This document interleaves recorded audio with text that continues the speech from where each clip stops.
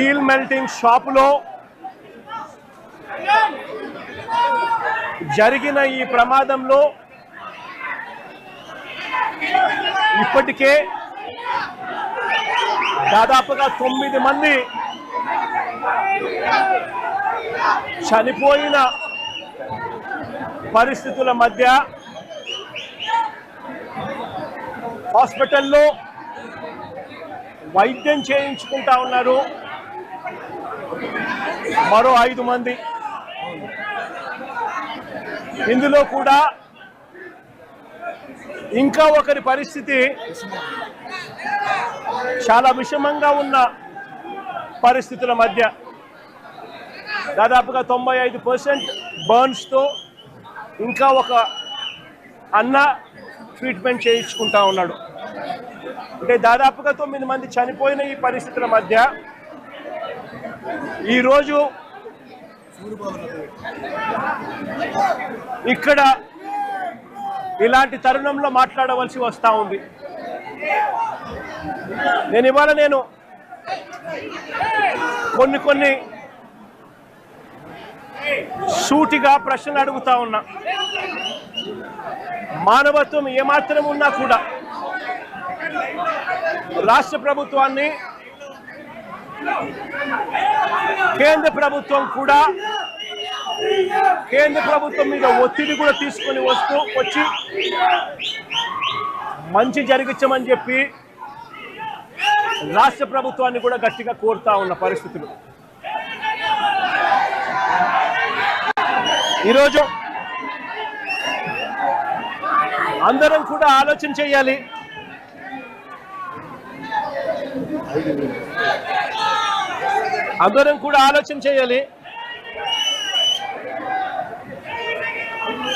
ఈరోజు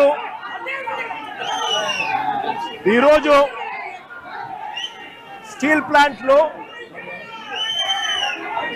కార్మికులు ఎలా బ్రతుకుతా ఉన్నారు, కార్మికులకు మంచి జరుగుతా ఉందా లేదా అన్నది ప్రతి ఒక్కరూ కూడా ఆలోచన చేయాల్సిన అవసరం. 2024 వైఎస్ఆర్సీపీ ప్రభుత్వం ఉన్నంత వరకు కార్మికులు, స్టీల్ ప్లాంట్ ఎంప్లాయీస్ ఎలా బ్రతికే వాళ్ళు, ఇప్పుడు చంద్రబాబు నాయుడు గారి ప్రభుత్వం వచ్చిన తర్వాత వీళ్ళ కూటమి ప్రభుత్వం అధికారంలో ఉన్న నేపథ్యంలో ఎలా బతుకుతా ఉన్నారు కార్మికులు, ఎంప్లాయీస్ అన్నది అందరం కూడా బేరీజు వేయాల్సిన అవసరం ఉన్న పరిస్థితి. ఒకసారి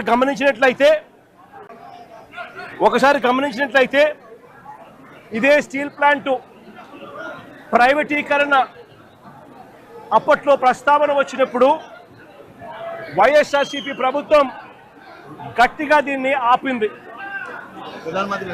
ఇందులో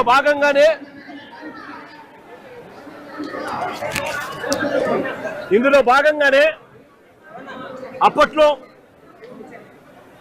2021 మార్చి 9వ తారీఖున ప్రధానమంత్రి గారికి లేఖలు కూడా రాశాం.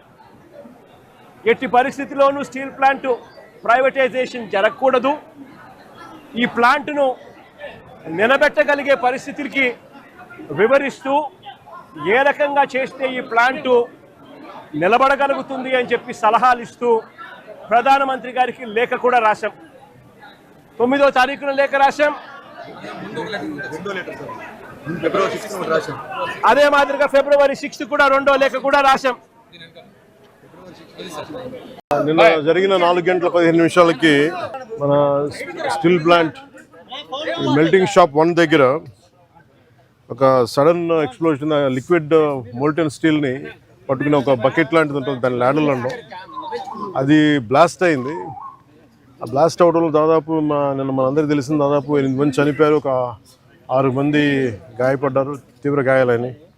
సో వాళ్ళు 2 క్రిటికల్ కండిషన్లో, 6 మంది ఇంకా మేజర్ క్రిటికల్ కండిషన్లో ఉన్నారు. ఇంకా వాళ్ళు ఎలా ఉంటుందని మనస్ఫూర్తిగా మేము బాగుండాలని ఆకాంక్షిస్తున్నాం. వాళ్ళని కూడా పరామర్శకెళ్తాను.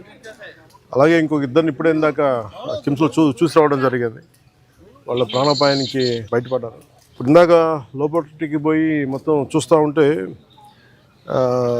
కార్మికులు కూడా కొంతమంది ఇంటరాక్ట్ అయ్యారు. సో వాళ్ళతో కూడా మాట్లాడుతుంటే ఎలా జరిగింది ఏంటి అంటే వాళ్ళు అంతకు ముందు రోజు కూడా ఇంకా పక్క దాంట్లో ఇలాంటిది ఏదో జరిగింది కానీ అది నైట్ టైం ఎవరు లేకపోవడం వల్ల ఒక తెలియలేదని అన్నారు.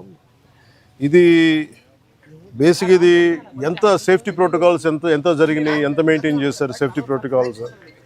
అలాగే మేజర్ కనిపించేది అప్గ్రేడేషన్ ఆఫ్ స్టీల్ ప్లాంట్ మేజర్గా చూస్తుంటే ఇప్పుడు దాకా నేను దారిలో నిన్న నుంచి అడుగుతూ ఉన్నాను, అసలు ఇలాంటి సంఘటన ఎక్కడైనా జరిగిందా, ఇంతకుముందు జరిగిందా అంటే లాస్ట్ 33 years 36 yearsలో ఎక్కడ జరగలేదు ఇలాంటి ఇన్సిడెంట్ అని చెప్తా ఉన్నారు నాకు వచ్చిన ఇన్ఫర్మేషన్.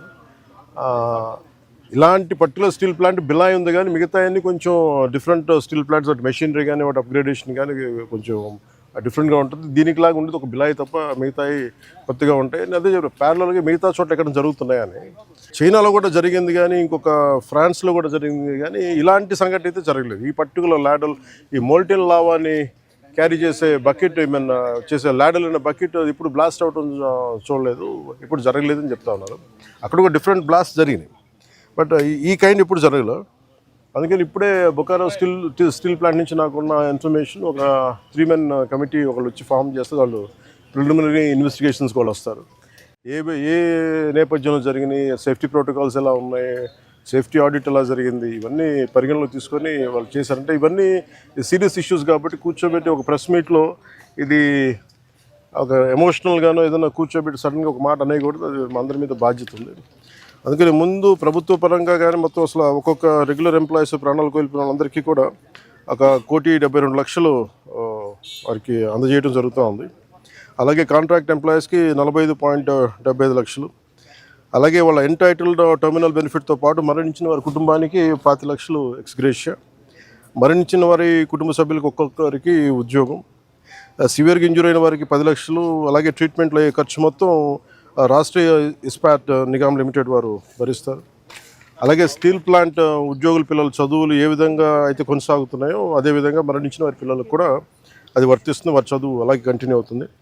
మరణించిన వారి notional date of superannuation that means retirement ఏ రోజు వరకు అయితే ఉంటుందో అప్పుడు దాకా వారి కుటుంబ సభ్యులు స్టీల్ ప్లాంట్ క్వార్టర్స్లోనే ఉండొచ్చు. అలాగే ఎవరైతే కుటుంబ సభ్యులు స్టీల్ ప్లాంట్ టౌన్షిప్ బయట ఉన్నారో వారు కూడా ఇఫ్ దే డిజైర్ అంటే వాళ్ళు కోరుకుంటే ఆ స్టీల్ ప్లాంట్ క్వార్టర్స్లో కూడా వాళ్ళు కూడా ఉండొచ్చు. అలాగే ఇందాక నేను చెప్పినట్టుగా బొకారో స్టీల్ ప్లాంట్ నుంచి ఒక 3-man కమిటీని ఎంక్వైరీ జరుగుతూ ఉంది. అలాగే మరణించిన వారి కుటుంబాలకి ఆసుపత్రిలో ఉన్న వారికి అండగా నిలబడుతూ రాష్ట్ర ప్రభుత్వం కూడా వారికి పూర్తి సహాయ సహకారాలు అందిస్తాం.